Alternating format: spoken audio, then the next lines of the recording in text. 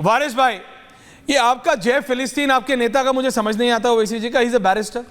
बिल्कुल उनसे अगले दिन पूछा गया, उन्होंने कहा संविधान मुझे भी आता है, don't try to teach me. उन्हें बिल्कुल आता है, उन्हें लॉ भी समझ आता है। मेरे से और आपसे, अनुराग भदौरिया, प्रेम शुक्ला से शायद लॉ उन्हें विजय भाई ज्यादा समझ आता है। विजय दादा, विजय जी को भी ले आइए, अनंत जी को। लेकिन मैं कह रहा हूं वारिस जी, क्या जरूरत थी? आप समझिए, आप वो मुद्दे उठाइए ना जिसकी खिलाफत आप बीजेपी की खिलाफत आप करते थे, जिसके लिए अब आप वो सब भूल गए। समाजवादी पार्टी सेंगोल उठा रही है, आप जय फिलिस्तीन उठा रहे हैं। अब नौकरी कहां गई, अब प्राइस राइज कहां गया, अब पेट्रोल के प्राइस कहां गया, अब बच्चों को नौकरी कहां गए, वो सारे मुद्दे कहां गए जिसके नाम पे आप जीत के आए हैं election? Waris Pathan ji, only 3 of these. देखिए ऐश्वर्या जी, सबसे पहला तो ऐश्वर्या जी इनको समझना चाहिए, बीजेपी को समझाइए कि इनको पब्लिक ने मैंडेट दे दिया है। ये 303 से अभी 240 पे आ गए हैं और ये दूसरे के दो कंधों के ऊपर चल रहे हैं, टीडीपी और जेडीयू के। अगर जिस दिन वो 2 स्टेचेस हट गए तो ये भी गिर जाएंगे। तो इनको वो घमंड अहंकार सबका तो इनका खात्मा हो चुका है। अब आपने सारी चीज याद दिला दी। मोदी जी की गारंटी आपको याद नहीं आ रही? क्या थी गारंटी मोदी जी की? 15 लाख रुपया होगा, आया क्या किसी के पास? 2 करोड़ युवाओं को रोजगार मिलेगा, मिला क्या? देश का युवा सबसे ज्यादा बेरोजगार बन के घूम रहा है, कोई पॉलिसी नहीं है इनके पास। काला धन लाने वाले थे, विजय माल्या, नीरव चोकसी सबको लेके आने वाले थे, लाए क्या? नहीं लाए। पब्लिक ने अपना मैंडेट देके खत्म कर दिया इनको। बात नंबर 2 आपने याद दिलाया ओवैसी साहब की शपथ का, तो मैं आपको बताना चाहूंगा, ओवैसी साहब 5वीं मर्तबा सांसद बने हैं। 3,80,000 की मार्जिन से जीते हुए सांसद हैं वो। उन्होंने शपथ लिया। शपथ में उन्होंने क्या कहा? सबसे पहले संविधान की बात करी, संविधान के नाम से शपथ लिया, वो आपने नहीं दिखाया। उन्होंने कहा जय मीम, जय भीम, जय फिलिस्तीन, जय तेलंगाना, तकबीर, अल्लाह अकबर। क्या संवैधानिक है? अब फिलिस्तीन का और गाजा का समर्थन तो पूरा देश कर रहा है। महात्मा गांधी जी ने समर्थन किया फिलिस्तीन का, गाजा का।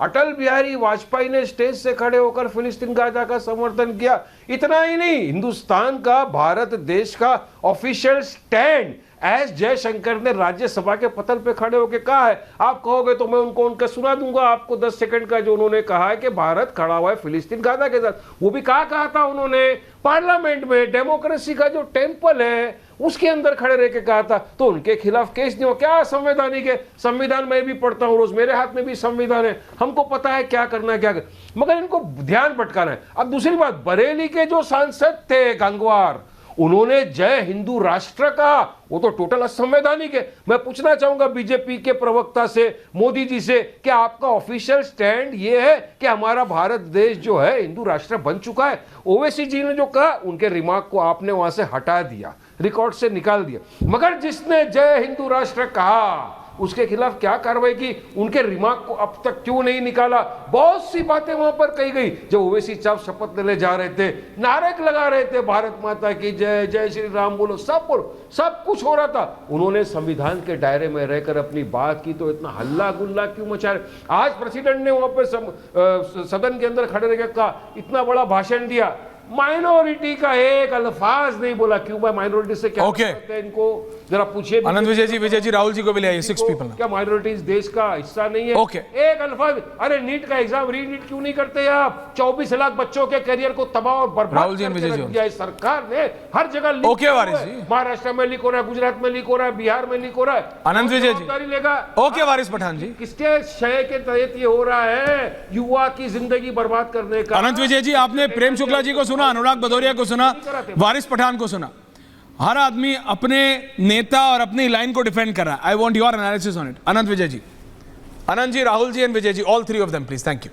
रत्नाकर जी, आ रहा हूं आपके पास भी। देखिए, मैं तो राजनेताओं को सुनता रहता हूं और राजनेता अपनी राजनीति करते रहते हैं, और राजनीति का मंच जहां उनको मिलता है वहां उनको करना भी चाहिए, तो उनका धर्म भी है, उनका पेशा भी है। लेकिन जिस प्रकार से की शब्दावली का प्रयोग किया जा रहा है, अगर आज के परिप्रेक्ष्य में मैं बोलूंगा तो कुछ लोगों को ये याद आ जाएगा कि मोदी जी ने चुनाव अभियान के दौरान क्या बोला था, मोदी ने इसके पहले क्या बोला था। उसके कुछ लोग उसके बाद शशि थरूर पे चले जाएंगे, उसके बाद सोनिया जी पे चले जाएंगे।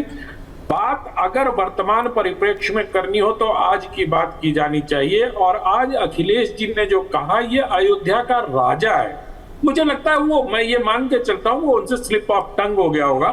क्योंकि अखिलेश यादव ये नहीं कह सकते हैं प्रभु श्री राम के होते हुए कि अयोध्या के राजा अवधेश जी हैं। तो मुझे इन सब चीजों, अच्छा उसको फिर सब चीजों से जोड़ देना कि वहां जमीन धंस गई, वहां ये हो गया, वहां ये हो गया, ये सब बेकार की फालतू बातें। जब विपक्ष ये दावा कर रहा था कि हम रचनात्मक विपक्ष की भूमिका में रहेंगे, तो क्या रचनात्मकता दिखाई विपक्ष ने? मैं ये जानना चाहता हूं कि विपक्ष की रचनात्मकता कहां दिखी संसद के सत्र में? क्या विपक्ष इस बात के लिए भारतीय जनता पार्टी या एनडीए की अब आलोचना कर रहा है कि उसने इमरजेंसी की याद दिला दी? क्या इमरजेंसी के 50 वर्ष पूरे होने पर, क्या इमरजेंसी की, क्या संविधान के 75 वर्ष पूरे होने के आरंभ होने पर क्या संविधान और क्या इसकी बात नहीं होनी चाहिए थी इमरजेंसी की?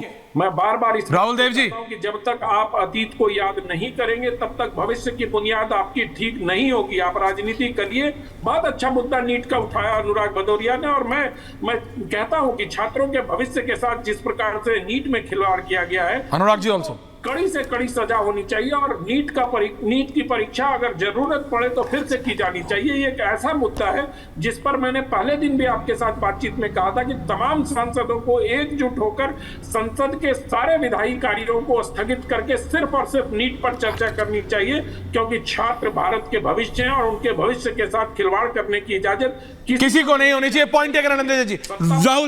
राहुल जी ओपनिंग कमेंट्स, और उसके बाद मैं बता रहा हूं वो सपा के सांसद भी जुड़ रहे हैं, और मैं तीनों ये जो सीनियर पत्रकार हैं, मैं चाहूंगा राहुल जी आप भी, विजय जी आप भी, और आनंद जी आप भी जरा उनसे एक एक सवाल जरूर लेंगे। लेकिन हाँ Rahul ji opening comment sir आपके।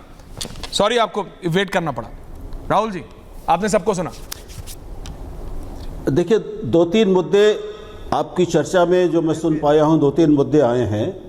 उसमें एक सवाल है कि अवधेश प्रसाद को उन्होंने अयोध्या का राजा कहा, अखिलेश ने जी। ये गलत बात है, गलत कहा उन्होंने। मुझे लगता है कि उन्होंने अगंभीरता से, हल्के से इस तरह की बात कर दी है। गंभीरता से वो ऐसी बात नहीं कर सकते, लेकिन अगंभीरता और मजाक में भी इस तरह की बात इतने बड़े नेता को नहीं करनी चाहिए। हम सब जानते हैं कि सांसद राजा नहीं होता, वो सेवक होता है, बिल्कुल ठीक बात है। तो ये जो आपत्ति इस पर उठ रही है, ये ठीक आपत्ति उठ रही है।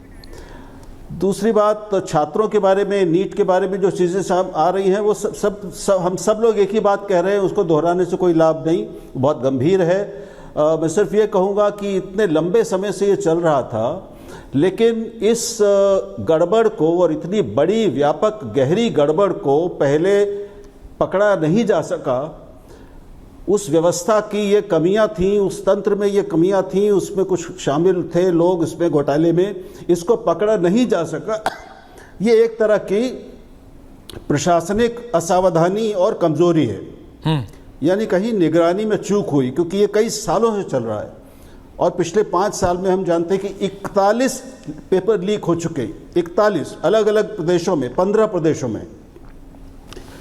तो राज्य सरकारों के सामने, केंद्र के सामने, केंद्रीय शिक्षा मंत्रालय के सामने ये सब हो रहा था, सबकी जानकारी में था, लेकिन कोई एक, न तो राज्यों ने कोई मजबूत व्यवस्था बनाई, सुन रहे प्रेम शुक्ला जी, और अब जब वो बहुत बड़ा हो गया है तब सब उसको चिंता जता रहे। ओके।